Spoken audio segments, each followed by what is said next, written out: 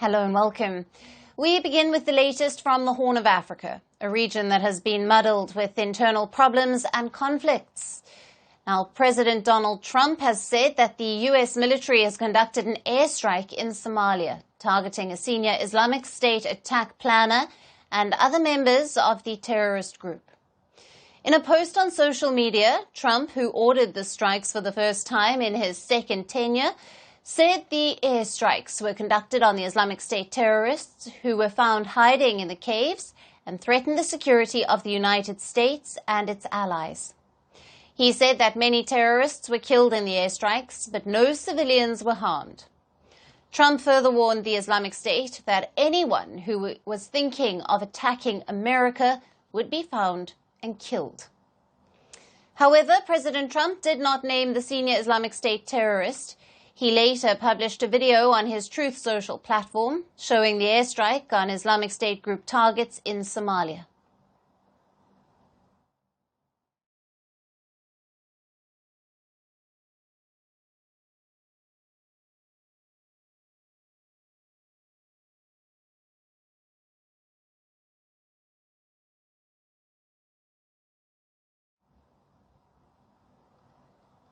The airstrikes by the U.S. were reportedly carried out in the Golis Mountains, located in the northern part of the Horn of Africa country.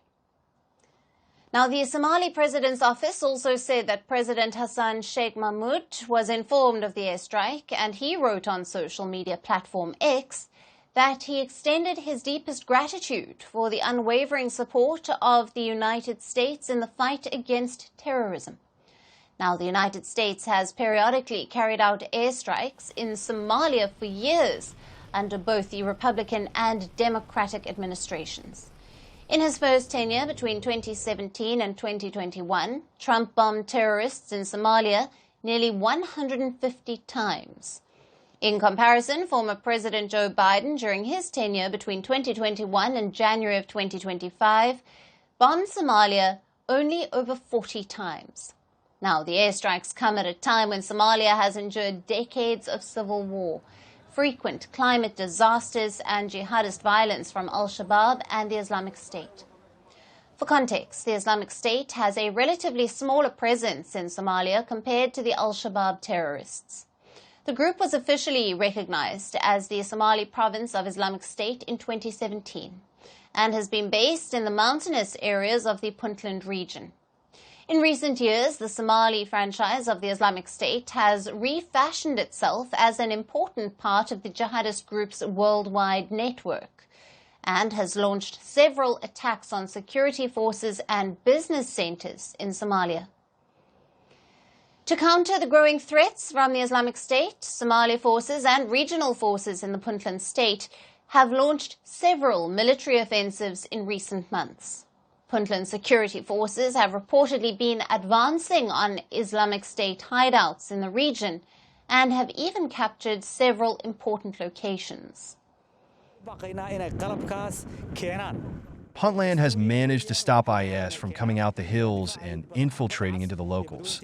And now Puntland is fighting IS in the hills. The federals should bring the equipment given to Somalia.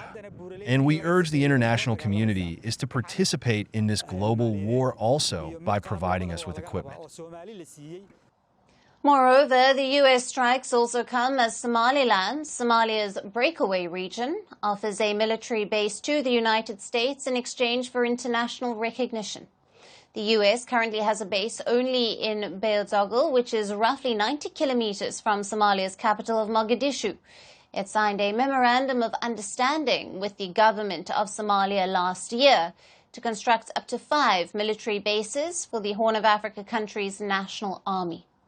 So as President Trump bombs terrorists in Somalia, just over 2 weeks in office, does this signal what the White House will be prioritizing in Africa in the coming days? Now, to discuss this further, we have with us Dr. Oluwale Ajewale, the Regional Coordinator for Central Africa at the Institute for Security Studies in Dakar, Senegal. Thank you for being with us. Thank you for having me. Now, Doctor, how significant is the threat posed by the IS cells in Somalia? And do these airstrikes have the potential to weaken their operational capabilities in the region? Thank you once again. I follow closely some of the initial data that you presented, and it shows that the United States government has been involved in these kinetic operation for more than 5 years now. And if there's any lesson that we've learned, even though we stay optimistic, is the fact that decapitation of the terrorist leaders has never emerged or served the purpose of permanent solution to the issues of terrorist threat in any country or in any state. So while we can stay hopeful, like the president has acknowledged and praised American exceptionalism, particularly with respect to the recent strike, I think the larger picture is how to foster the whole of a society approach to be able to bring the threat of terrorism to the barest minimum in the region. And you ask a critical question that is this going to be the focus of the United States government in Africa? You know, we're talking about so many things. We're talking about issues that provide the fertile ground for the recruitment of people into terrorist cells in the first place. I think much as Africans would like the United States government security partnership in hitting the cells of the terrorist groups, it is in addressing the issues of socio-economic concerns that actually afflict the communities. I think it is in those areas that Africans will largely benefit from support, comprehensive support from the United States, not really in striking alone, as decapitation cannot be a one-size-fits-all solution to the issues of terrorist threats. Right. And given Trump's decision to launch airstrikes, how might this affect US-Africa relations, particularly with the Somali government and other regional powers engaged in the counter-terrorism efforts? Well, I think we can view it from a positive note because the African states that are in the throes of terrorist threat are battling with multi-layer, complex security challenges in which they will definitely rely on the United States government as a veritable ally to be able to support that effort. But much more than that is the fact that as long as those airstrikes are carried out with the support of the local state organs, or like in the case of Somalia, the president has come out outrightly to say he was duly informed and then praising US government support in that regard. I think we can't really expect any backlash. And to the extent that conflicts on the soil of Africa do not degenerate to outright invasion, like what we have seen in Libya or seen in other parts of the continent, or if the African government, the African state are not caught up in the ongoing geopolitical rivalries, great power competition in which the countries can become the ground for fighting proxy battle, I think there is really nothing serious to be concerned about as long as such operations are carried out with the local support from the national government in those countries. We do not really have so much to worry about. Right. And Doctor, the US military officials have expressed concerns about IS growing influence in Africa. Could these airstrikes deter IS recruitment and expansion, or might they risk further radicalization and strengthening of these extremist networks? No, I don't think this kind of strike is going to probably eradicate have any significant impact on the recruitment.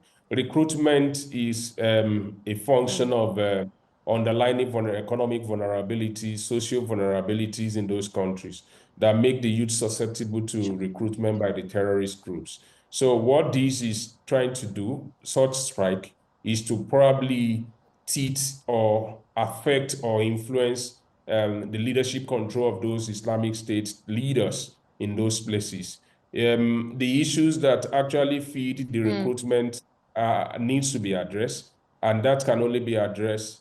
Right. Let me also say, even though this is probably not directly linked to your question, at the time that the U.S. is is trying to retreat from global leadership engagement, foreign assistance, I think those fault lines can only be widened, fault lines of vulnerability in terms of the economic support that the interventions, the non-kinetic interventions that the US government has been providing on the continent, but the cutting away of the foreign assistance to African countries, I think it can only exacerbate the existing condition, except we have a reasonable, measured, and proactive leadership on the African continent who are able to rise up to the occasion and fill the void that these US retreats Right. globally or in Africa is going to cause. It's not only going to affect counter-terrorism efforts, it's also going to affect other areas in terms of socio-economic investment in education, in public health, Right. and other areas of human endeavors on the continent.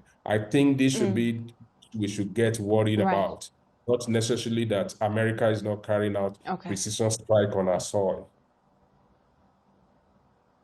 Right.